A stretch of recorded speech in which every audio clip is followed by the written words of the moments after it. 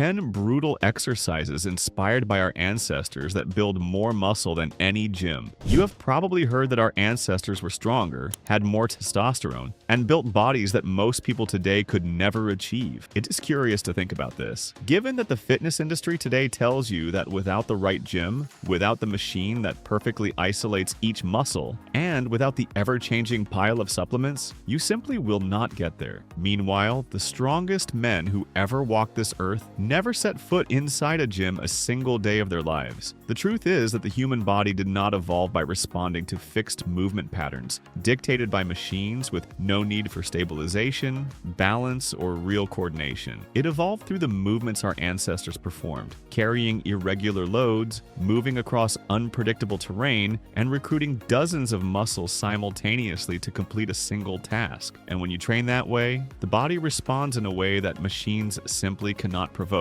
So today you will see the 10 brutal exercises inspired by those ancestors that build more muscle and more real strength than any sophisticated equipment a gym could offer you. Before we begin, please leave your name and the city where you are watching our content in the comments below. We would love to know. Exercise number 1, bear hug carry. Before cranes, forklifts, or any machinery existed, it was men's arms and chests that moved the world. Stones for building shelters, logs for lighting fires, hunted prey carried back to camp. All of this required the body to embrace a heavy load and set it in motion, and the musculature that effort built was formed in a way that modern gyms rarely manage to replicate. It targets with intensity the core and all its layers, the chest, the anterior deltoids, the trapezius, and all the stabilizing musculature of the spine, forcing these groups to work together in a continuous and dynamic way throughout the entire movement. Dr. Stuart McGill, a world authority in spinal biomechanics, demonstrated in his research that carrying exercises activate the deep core muscles with superior efficiency compared to traditional abdominal exercises, without the excessive compression that trunk flexion exercises cause on the spine. To perform it, hold a heavy and bulky object firmly embraced against your chest. It can be a sandbag, a barrel, or a large medicine ball. Walk with an upright posture, open shoulders, chin slightly tucked, and abdomen braced throughout each set for 30 to 60 seconds, performing 3 to 4 sets in total. The main mistakes to avoid are rounding the back under the weight, which dangerously transfers the load to the lower back, and holding the load too low near the lower abdomen, which considerably reduces the recruitment of the chest and trapezius. People with active herniated discs or severe shoulder problems should consult a health professional before including this exercise in their routine. Exercise number 2, box jump. Leaping over rocks, crossing rivers on irregular stones, escaping predators across rugged terrain. The ability to generate explosive force in the legs in a fraction of a second was literally the difference between life and death for our ancestors. Today, most people spend years in the gym developing muscular strength and completely forget to train power, which is precisely the ability to produce that force at maximum speed. The box jump corrects this imbalance with brutal efficiency. To perform it, position yourself at a comfortable distance from a stable platform, bend the knees slightly, swing your arms back in preparation, and jump with maximum force, landing with both feet completely on the platform and knees slightly bent to safely absorb the impact. Step down with full control, never jumping back down to the floor, and fully reposition yourself before each new repetition to ensure the quality of the explosive effort. Perform 3 sets of 6 to 8 repetitions with full rest between them. Recovery between sets is not laziness. It is a prerequisite for the fast twitch fibers to fire with the same intensity in every jump. The most critical errors are landing with the knees in valgus, collapsing inward, and starting with excessive heights before the technique is established. Start with a low platform and gradually increase as you gain confidence. People with acute injuries to the knee, ankle, or hip should avoid the exercise until cleared by a medical professional. Exercise number 3, rucking. Roman legionaries marched with up to 88 pounds of equipment for dozens of miles every day, and this practice was so central to the Roman army that it physically shaped entire generations of soldiers. Rucking is the most direct adaptation of that ancestral effort. Put weight in a backpack and walk. It sounds too simple to be taken seriously, and that is exactly where most people go wrong when they judge it superficially. It primarily strengthens the legs legs, glutes, spinal erectors, and core, while burning nearly double the calories compared to an unloaded walk in the same period of time. And unlike running, the joint impact is low enough that people with a history of knee or ankle injuries can practice without aggravating the problem. To perform it correctly, place 10 to 20% of your body weight in a backpack, position it high on your back, keep your shoulders open, your core braced, and walk with firm and controlled strides. Start with 20 to 30 minutes 3 times a week and gradually increase the weight and distance over the following weeks. The most common mistake is wanting to start too heavy, overloading the knees and lower back before the connective tissues have adapted to the new demand. Muscles adapt quickly, tendons and ligaments need time, and that difference in pace is where most injuries occur. Contraindicated for those with advanced knee osteoarthritis or acute lower back injuries without professional guidance. Exercise number 4, burpees. If there is a single exercise capable of simulating the physical intensity of what our ancestors faced in real survival situations, suddenly crouching to hide, dropping to the ground, getting back up, and exploding into movement, that exercise is the burpee. Although it was formally described by the American physiologist Royal H. Burpee in the 1930s, the movement pattern it represents is absolutely primitive and instinctive. And honestly, after a well-executed set of burpees, you will understand very well why our ancestors did not need a gym to have enviable physical conditioning. The exercise works all the major muscle groups of the body in sequence: legs, glutes, core, chest, shoulders, and arms, while simultaneously raising the heart rate dramatically and rapidly. This creates an intense metabolic effect that continues burning calories for hours after the workout, a phenomenon physiologists call EPOC, or excess post-exercise oxygen consumption. To perform it, start standing, squat, and place your hands on the floor. Kick your feet back into a plank position with the spine completely neutral. Perform a full push-up touching your chest to the floor. Return to the squat by bringing your feet back in, and finish with an explosive jump with arms extended overhead. Perform 3 sets of 5 to 10 repetitions with 1 to 2 minutes of rest between them. The most critical mistakes are letting the hips drop in the plank, overloading the lower back, not completing the push-up, which eliminates chest engagement, and sacrificing technique for speed, which in the burpee is a reliable recipe for injury. Always prioritize quality over the number of repetitions. People with acute problems in the wrist, shoulder, or knee should adapt or temporarily avoid the exercise. Exercise number 5, kettlebell swing. No movement has been repeated more throughout human history than the swinging of a heavy tool. Sledgehammers, scythes, hoes, and axes shaped the bodies of rural workers for millennia, developing a posterior chain that modern gyms, with all their sophisticated equipment, can barely replicate with the same quality. The kettlebell swing is the most precise adaptation of that movement pattern, and also one of the most underestimated exercises among those who frequent conventional gyms. It intensely recruits the glutes, hamstrings, spinal erectors, and core, while also demanding considerable work from the shoulders and forearms during the control phase of the movement. And contrary to what many people think, the swing is not an arm exercise. It is a hip extension exercise, and understanding that completely changes how you perform it and the results you achieve. To perform it, position your feet shoulder width apart. Hold the kettlebell with both hands, hinge forward at the hips without rounding the lower back, and drive the weight forward with an explosive hip extension, letting your arms simply guide the movement. The kettlebell should not rise by the force of the arms. It rises by the power of the glutes and hamstrings. Perform 3 to 4 sets of 10 to 15 repetitions. The most dangerous and most common mistake is squatting instead of hinging at the hip, which turns the exercise into a front squat and completely eliminates the recruitment of the posterior chain, which is precisely where all the strength of this movement resides. Contraindicated for people with acute hip or lower back injuries without professional guidance. Before we continue, do not forget to subscribe to the channel and activate the notification bell. Having constant access to science-based information is what will help you progress with health over the long term in the world of exercise. Exercise number 6, dead hang. Hanging from tree branches was as natural for our ancestors as walking. Whether to harvest fruit, move through the forest, or simply rest with the body's weight supported by the arms, this ability was part of daily human life for tens of thousands of years. And what that natural habit did for the body was remarkable. It decompressed the spine, strengthened the shoulders through their full incredible range of motion and developed a grip strength that today we see only in elite athletes. The dead hang, which is simply hanging from a bar without performing any active movement, recreates that benefit with a simplicity that fools anyone who judges it by appearance. It deeply engages the latissimus dorsi, trapezius, rhomboids, posterior deltoid, and forearms, while also promoting a gentle traction on the intervertebral discs that relieves lower back and neck pain accumulated by hours of seated posture. For those who spend the entire day hunched in front of a computer with shoulders rolled inward, the dead hang functions almost like a structural reset for the spine. To perform it, grip a bar with a pronated grip at shoulder width, lift your feet off the floor, and hang while breathing normally. Keep the shoulders slightly engaged, not completely relaxed, to protect the joints and prevent the joint capsule from absorbing all the load on its own. Start with sets of 20 to 30 seconds and gradually progress to 60 seconds or more, performing 3 sets in total. This simple adjustment increases latissimus dorsi recruitment and creates a natural progression bridge toward pull-ups. The main errors to avoid are holding your breath during the hang and fully relaxing the shoulders, which overloads the joint capsule. Contraindicated for people with acute rotator cuff injuries or severe shoulder instability. Exercise number 7, jump rope. Tribal dances, war rituals, and collective celebrations that spanned millennia of human history all had something in common. They demanded foot agility, precise rhythm, and cardiovascular endurance sustained over long periods. These qualities define the health and survival capacity of an individual within any social group, and developing them was a necessity, not a choice. Jump rope recaptures that pattern in an accessible, extraordinarily affordable, and remarkably effective way. Jumping rope at a moderate pace ranks among the highest calorie-burning activities per minute, comparable to high-intensity running but with substantially lower joint impact on the knees and hips. The exercise primarily recruits the calves, tibialis anterior, core, and shoulders, while also developing fine motor coordination and reaction speed in a way that almost no conventional gym exercise can offer. The calf deserves special attention here. It is considered the body's second heart, as its repeated contraction helps pump blood back to the heart against gravity, making jump rope a valuable exercise well beyond its aesthetic or cardiovascular benefits. Regular practitioners who develop strong calves also show better body balance and a lower risk of falls as they age. To perform it, hold the handles with elbows close to the body, rotate only with the wrists, and jump lightly, landing on the front of the foot, never on the heel. Start with 3 sets of 1 minute with 1 minute of rest and progressively increase the duration of each set as your conditioning improves. The most common mistake is jumping too high, wasting energy, and unnecessarily increasing joint impact. The jump needs to be the minimum necessary for the rope to pass. A few inches are enough when the technique is correct. Contraindicated for people with acute ankle or knee injury. Exercise number 8, rest squat. In traditional cultures across all continents, from African tribes to Asian rural communities, from indigenous peoples of the Americas to Mediterranean shepherds, the deep squat was simply the resting position. The rest squat simultaneously mobilizes and strengthens the ankles, knees, hips, and the entire lower spine, emphasizing the adductors, glutes, pelvic floor muscles, and deep core musculature in a way that no isolated exercise can replicate. But what makes this exercise particularly valuable is that it functions both as training and as assessment. The difficulty you feel in it reflects with precision which areas of your body have lost mobility over the years. To perform it, position your feet shoulder width apart or slightly wider, with toes pointing slightly outward, and descend into a deep squat, aiming to keep your heels on the floor. Place your elbows on the inside of your knees to help open the hips if needed. Hold the position for 30 to 60 seconds initially, progressing to 2 to 5 minutes over the following weeks, performing 2 to 3 sets. The most common mistake is raising the heels, which indicates limited ankle mobility and should be addressed by placing a slight heel elevation as a starting point, gradually reducing that elevation over time. Exercise number 9, farmer's carry. Of all the tasks that shaped workers' bodies throughout history, few were as universal as carrying heavy loads with the hands.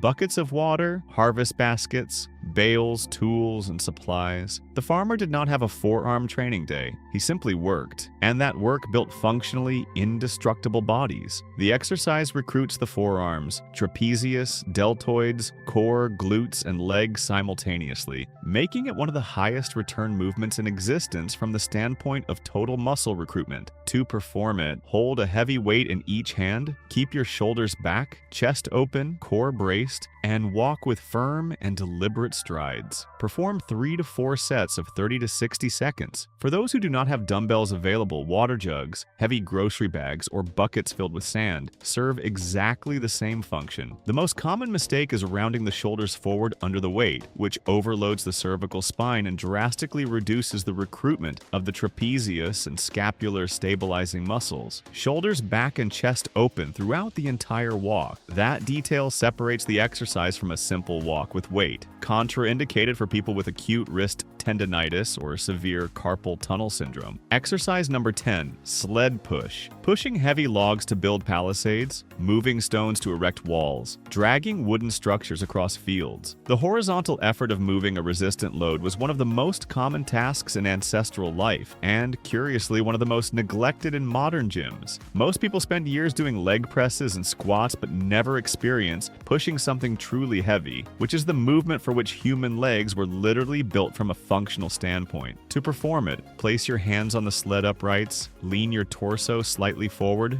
maintain a completely neutral spine, and push with full force using short and powerful steps generated by the quadriceps and glutes. Perform 4 to 6 sets of 20 to 30 yards with full rest between them to maintain the quality of effort in each pass. Without a sled available, pushing a car in neutral with someone at the wheel serves the same function excellently and will probably earn you some curious looks from the neighbors. The most common mistake is letting the hips rise excessively during the push, which reduces force transfer to the ground and overloads the lower back. Keep the hips low and the spine aligned at all times, as if you were a sprinter in the starting position. People with acute knee or shoulder injuries should adapt the position or avoid the exercise until fully recovered. These 10 exercises share something in common that goes beyond intensity and the muscles they work. All of them were built by the real necessity of survival, not by the convenience of equipment. When you include them in your routine, you are not simply training isolated muscles in artificial patterns. You are training movements that your body recognizes at a deep level, and the response it gives to that is strength, power, and resilience that you will feel in every movement of your daily life. If you enjoy this and want to balance this exercise routine with something more focused on recovery and healing the body itself, we have left a video appearing on screen right now showing the stretches the Japanese use to heal years of poor posture and neglect of their own bodies. Make sure to check it out. Thank you for watching all the way through, and may God bless you, my friend.